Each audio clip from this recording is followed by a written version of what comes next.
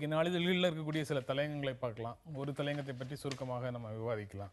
இந்து தமிழ்ல இயற்கையை சுரண்டித்தான் வளர்ச்சியான ஒரு தலையங்கம் எழுதியிருக்கிறாங்க. கோவா மாநிலத்தில் சுரங்க தொழிலுக்கு தடை விதிச்ச தடையை உச்சநீதிமன்றம் நீக்கி இருக்கிறது தொடர்பாக அந்த தலையங்கம் எழுதியிருக்கிறாங்க. சுரங்க தொழிலை தடை செய்தால் முதலீடு செய்தவங்களுக்கும் அதில் வேலை பார்க்கக்கூடிய 1.5 லட்சம் பேருடைய வாழ்க்கையும் பாதிக்கப்படுங்கிற பின்னணியில் உச்சநீதிமன்றம் அந்த தீர்ப்பு வழங்கியிருக்குது. இயற்கை வளங்களை சுரண்டுவதால் ஏற்படக்கூடிய பொருளாதார வளர்ச்சி தற்காலிகமானது தான். இதனால் வளர்ச்சியை விட சீரழிவு தான் அதிகம் அப்படின்னு இந்து தமிழ் சொல்லுது. தினமணி இங்கேயுமா அரசியல்னு புதிய கடற்படை தளபதியாக ஆர்கே தோவான் நியமிக்கப்பட்டிருக்கிறதை பற்றி ஒரு தலையங்கம் எழுதியிருக்கிறாங்க. இவருக்கு அனுபவம் இல்லை, பணிமூப்பு அடிப்படையில் மூத்த அதிகாரியும் இல்லை, உயர் பதவி நியமனங்களை புதிய அரசிடம் விட்டுட்டு இந்த அரசு சும்மா இருந்திருக்கலாம். இதில் அவசரம் காட்டுறது அரசியல் உள்நோக்கம் கொண்டதாக கருத வேண்டியது இருக்குது அப்படின்னு தினமணி சொல்லுது. தினத்தந்தியில் தேர்தல் முடிவு இளைஞர்கள் கையில்னு 1,35,00,000 புதிய வாக்காளர்கள் தமிழ்நாட்டில் வாக்களிச்சிருக்கிறாங்க. இந்த 30 வயதுக்குட்பட்டவர்களுடைய சிந்தனை தனிப்பாதையில் செல்லுது அப்படின்னு சொல்லி இந்த தலையங்கம் சொல்லுது. டெக்கான் கிரானிக்கல்ல பிஜேபி விஸ்வ இந்து பரிஷத் தலைவர்களுடைய வெறுப்பு பேச்சுகளை நரேந்திர மோடி தீவிரமாக கண்டிக்கவில்லை.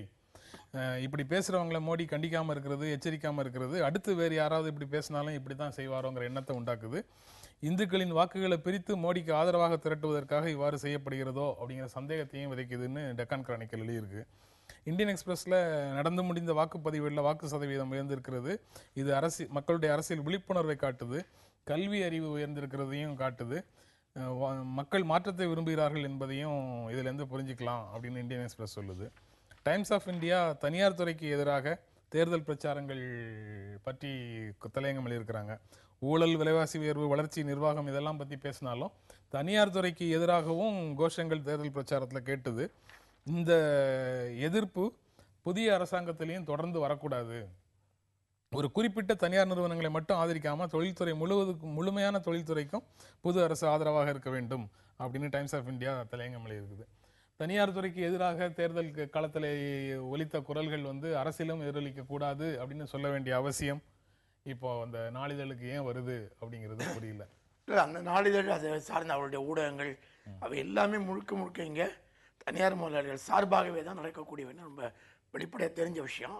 ஆனாலும் அவங்களுடைய பொருளாதார நிலைமையிலேருந்து பார்த்து சித்தாந்தத்துலேருந்து எழுதிக்கிட்டு இருக்காங்க. அதை அந்த அடிப்படையில் எழுதுகிறாங்க. ஆனால் ரொம்ப அவங்க அந்த தலையங்கத்தில் பாருங்கள், கடைசி வாக்கியம் ரொம்ப சாமர்த்தியமாக ஒன்று சொல்லி முடிச்சிடறாங்க பாருங்கள். Chronic capitalism is a problem, but good business is a public குட்ங்கிறாங்க. நல்ல வர்த்தகம், நல்ல வியாபாரம் என்பது பொதுமக்களுக்கு நன்மை தரக்கூடியது தான். தரகு முதலாளித்துவம் ஒரு பிரச்சனை தான் அப்படின்னு போகிற போக்கில் அந்த தரகு முதலாளித்துவத்தை பற்றி பேசுகிறது இருக்குல்ல. ஆனால் இன்றைக்கி இந்தியாவில் ப்ரைவேட் செக்டாருக்கு எதிராக வந்த அத்தனை கருத்துக்களுமே தனி மனிதர்களுடைய முயற்சிகளுக்கு எதிராக வந்தவே அல்ல. அவை எல்லாமே தரகு முதலாளிகளுக்கு எதிராக வந்த கருத்துக்கள் தான். தரகு முதலாளிகள் தான் மிகப்பெரிய பிரம்மாண்டமான பிரச்சனை. அரசியலையும் இருக்காங்க, தொழில்துறையிலும் இருக்காங்க, எல்லா துறையிலையும் இருக்காங்க. அதை ஒரு பெரிய பிரச்சனையாக பார்க்காமல் அதை நீக்காமல் நீங்கள் நல்ல பிஸ்னஸே நடத்த முடியாது. நல்ல பிஸ்னஸ் நடப்பதற்கே தடையாக இருக்கிறவங்களே தரகு முதலாளித்துவம் தான். அந்த தரகு முதலாளித்துவத்தை பிரதான எதிரியாக பார்க்காமல் இப்படி எழுதுவதுங்கிறத அவர்கள் சார்பாக மறைமுகமாக வேலை செய்கிறதா தான் நம்ம இதை பார்க்கணும். அதில் அந்த தலையங்கத்தில் 2 விஷயத்தை அவங்க ஸ்பெசிஃபிக்காக சொல்லியிருக்காங்க. குறிப்பாக எஃப்டி ரீட்டைல் பிஸ்னஸில் ஃபாரின் டைரக்ட் இன்வெஸ்ட்மெண்ட்டு, அதுவும் குறிப்பாக ஆம் ஆத்மியை சுட்டிக்காட்டி சொல்லியிருக்காங்க.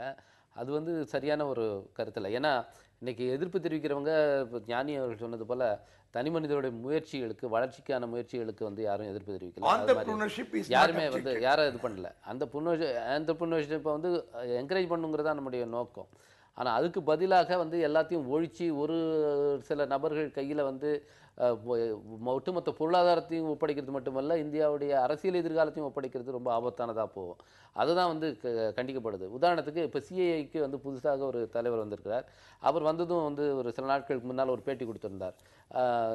இந்த கார்ப்பரேட் சோஷியல் ரெஸ்பான்சிபிலிட்டி, அதுக்காக ஒதுக்கப்படுற நிதிக்கு வரிவிலக்கு வேணும்னு சொல்லிட்டு நான் கூட சொன்னேன். நான் உடனடியாக அந்த வரிவிலக்கு ஒருவேளை நான் நாடாளுமன்ற உறுப்பினராக ஆனால் நிச்சயமாக அதற்காக நான் வாதாடுவேன்னு சொல்லி அந்த கார்ப்பரேட் சோஷியல் ரெஸ்பான்சிபிலிட்டிக்காக வவுச் பண்ணப்படுற நிதிக்கு வரி விலக்கு கொடுக்கலாம். ஆனால் அது எப்படி செலவிடப்படுவது என்பதை மானிட்டர் பண்ணுறதுக்கு அரசாங்கமும் அந்த நிறுவனமும் சேர்ந்த ஒரு குழு அமைக்கப்படணும்.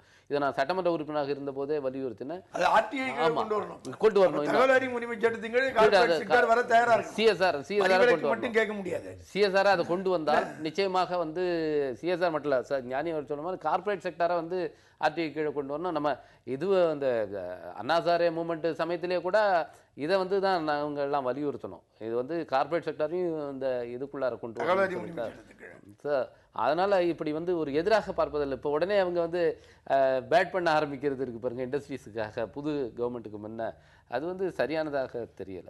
தனியார் துறை தலையங்கத்தில் சொன்ன மாதிரி தனியார் துறைக்கு எதிராக தேர்தல் களத்தில் அப்படி இல்லை. இன்னொன்று அதிகாரமும் அரசியல் அதிகாரமும் பெருநிறுவனங்களும் பன்னாட்டு மூலதனமும் கைகோர்த்து கூட கூடாது. அதுதான் நம்ம சொல்றோம். இன்னைக்கு வந்து இந்தியாவில் இருக்கிற அரசியல் கட்சிகளில் தேர்தல் அரசியல் இருக்கக்கூடிய பாராளுமன்ற ஜனத்தை ஏற்றுக்கொண்டு இயங்குகிற கட்சிகளில் இடதுசாரிகள் முதல் தீவிர வலதுசாரிகள் வரைக்கும் யாரும் தனியார் துறை எதிர்ப்பவர்கள் அல்ல.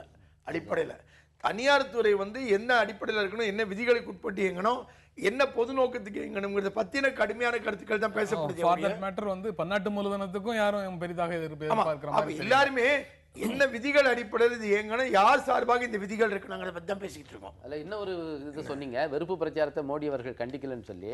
அவர் ஒருவேளை அவர் கண்டிக்க முன் வந்தார்னா என்னை விட அதிகமாக வெறுப்பு எப்படி நீ பேசலாம் அப்படி வேணா அவர் கண்டிப்பாரே தவிர அவர் வந்து ஒரு ஜனநாயக நெறிமுறையிலிருந்து அந்த வெறுப்பு பிரச்சாரத்தை கண்டிக்கக்கூடியவர் அல்ல.